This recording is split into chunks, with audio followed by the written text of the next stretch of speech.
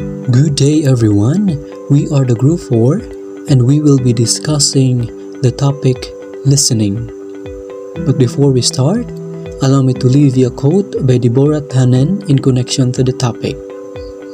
To say that a person feels listened to means a lot more than just their ideas get heard. It's a sign of respect. It makes people feel valued. And this would be the overview of the discussion. First, the definition, the importance, process, barriers, styles of listening, and last would be the culture, gender, and listening.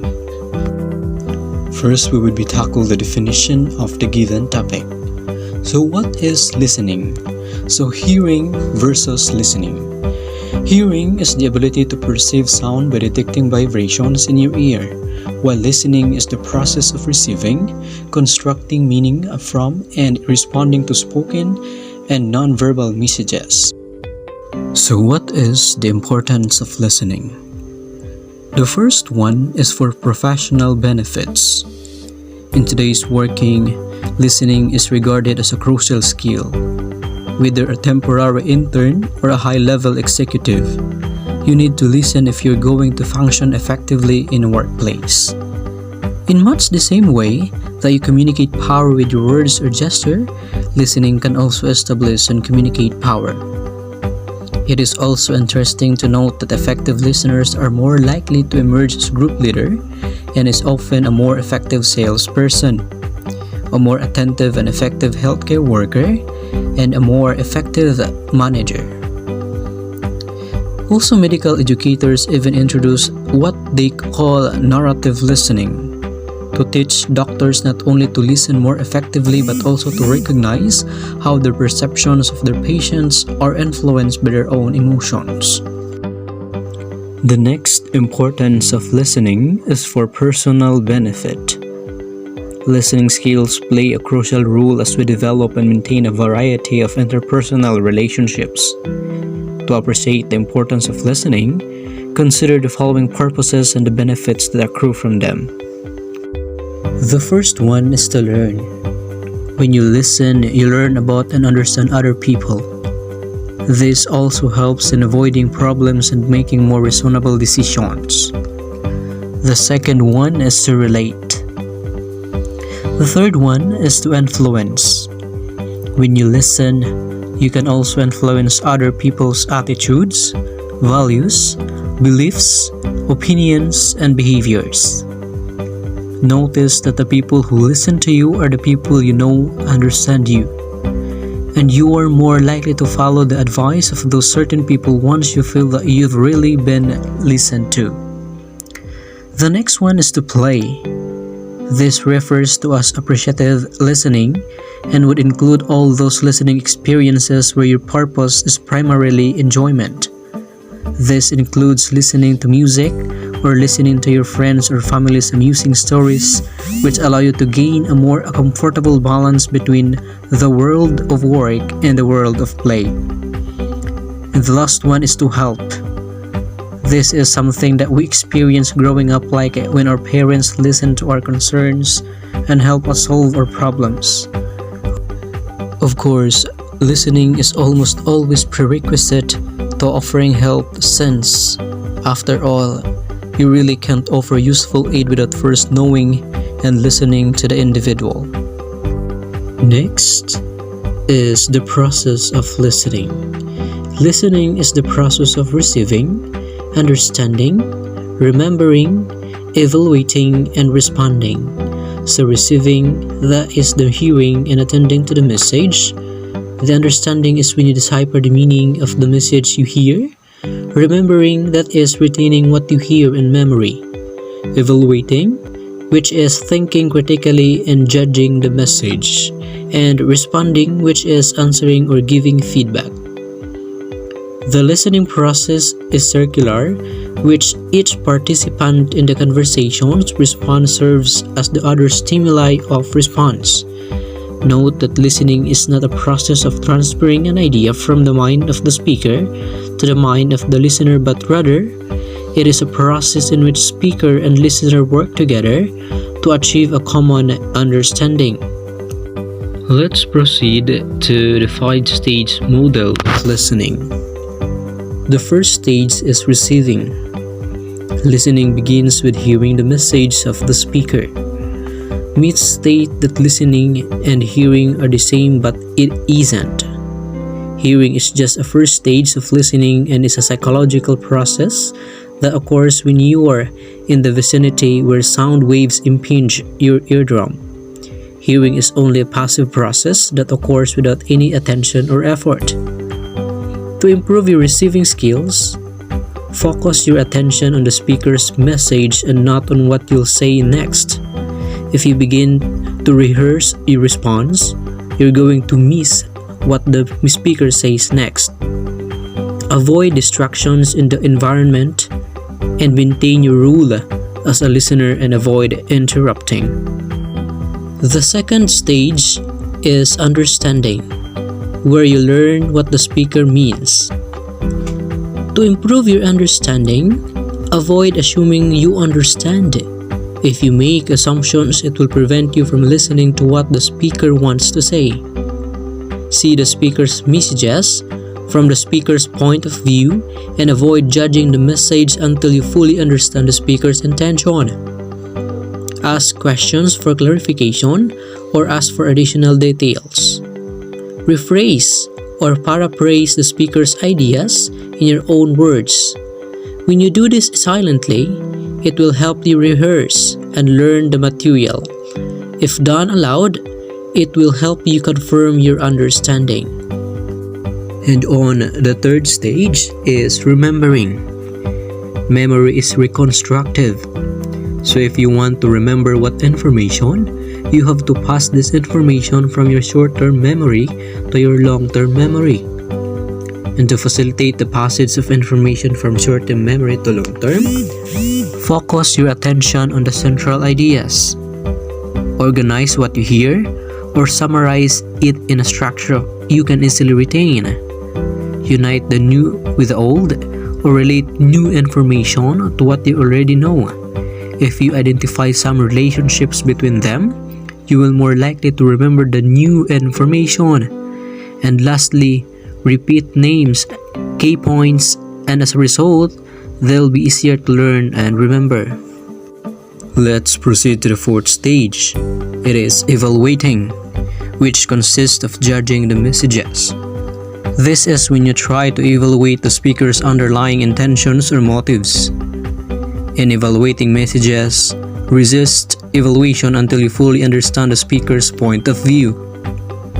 Distinguish facts from opinions and personal interpretations by the speaker.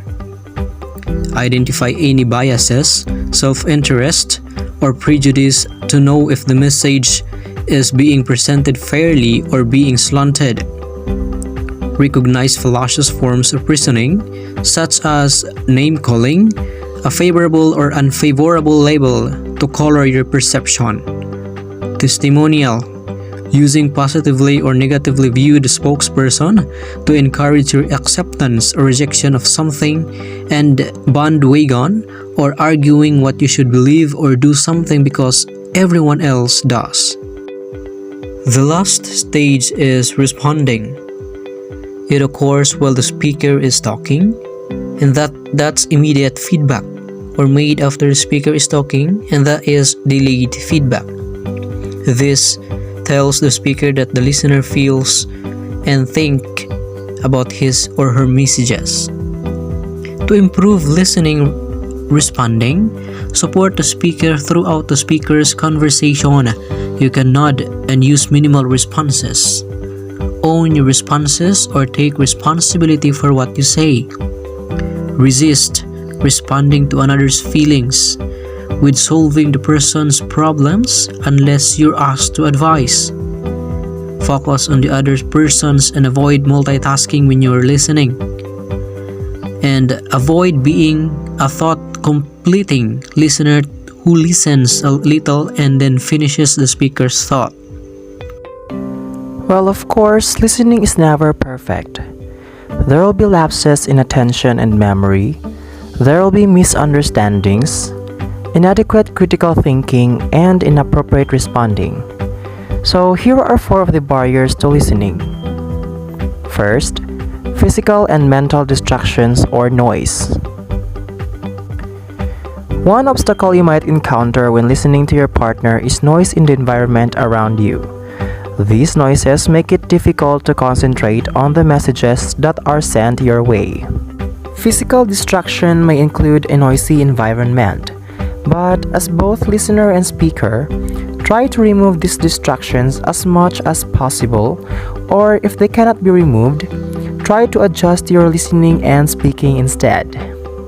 Well, mental distractions, on the other hand, may include, for example, thinking about other things or being too emotional to listen clearly. Therefore, the speaker should say something compelling and relevant to the listener. The next listening barriers is the biases and prejudice. Biases and prejudice will distort listening by having predetermined opinions on differences. And there's also another type of bias when you altogether refuse to hear a different view, and this is being close-minded. To get rid of this, you have to be willing to subject yourself to contradictory information and assume that this information is useful. The next one is lack of appropriate focus. This leads the listener to be lost from the main idea. This also happens when the listener only listens to what they think is the only relevant information, while the others are ignored, or if the listener focuses only on the response he or she is going to make. That is why, to avoid this, you have to avoid interpreting everything only in terms of what it means to you, and consider every information important. The premature judgment. This is assuming that you know what the speaker is going to say, so there is no point in really listening. This is like drawing conclusions on incomplete evidence. To avoid this, make sure to let the speaker finish what she or he is going to say. Next is the features of the message. Another factor is the complexity of the message. For example, the technical terms the speaker used in the conversation and the listener was confused by some of the words and had difficulty understanding parts of the conversation. So as a result, he could not take everything in and effective listening was compromised. The next one is the thoughts and feelings. Listening barriers can also be caused by the listener's own ideas or feelings. Internal thoughts and feelings wash out the information presented by your conversation partner when you are distracted, emotionally reactive, or judgmental. The lack of effort. Another challenge is simply the lack of effort. People don't listen well when they don't pay attention, don't ask questions, or don't try to sympathize during a conversation. You can miss essential elements of a message and have less than positive listening outcomes if you don't bother to listen or adapt your listening methods to the specific situation. Lastly is the non-listening. This barrier means enacting behavior that makes it look like you are listening, although you are not really doing it so. This could involve pretending as if you are listening, such as by maintaining eye contact and nodding, even if your thoughts are on something else entirely. The following are the forms of non-listening. First is the pseudo-listening, is pretending to listen when you're not. Next is monopolizing, is focusing communication on yourself instead of listening. Selective listening is focusing only on specific parts of the message that are relevant to you. Defensive listening is perceiving personal attacks in messages that are not criticism. Ambushing is listening to gain information that will allow you to attack the speaker. And lastly, literal listening is listening only for content and ignoring cues about the relationship. Now let us talk on the styles of listening. Different situations might call for specific listening strategies, like whether you are listening for information or listening for pleasure. Most people tend to have a preference for listening in the same way across a variety of different situations. A listening style is similar to personality trait in that it is an approach to listening that a person uses in many different situations. There are 4 general listening styles. The first one is action-centered. This is listening to get the point as easily as possible. People with an action-centered listening style see listening as a means to an end. They prefer messages to be highly organized, concise, and error-free so that they can figure out what is meant and move ahead. Content-centered. This is listening to understand the facts and details of a message. People with a content-centered listening style also tend to focus on the facts and details of the message, but they value accurate and clear messages that allow them to comprehend and evaluate information. The time-centered. This is listening in the least amount of time possible. A time-centered listening style characterizes an impatient listener. People with this style are unconcerned with the details of someone's message, and they prefer speakers who get to the point quickly.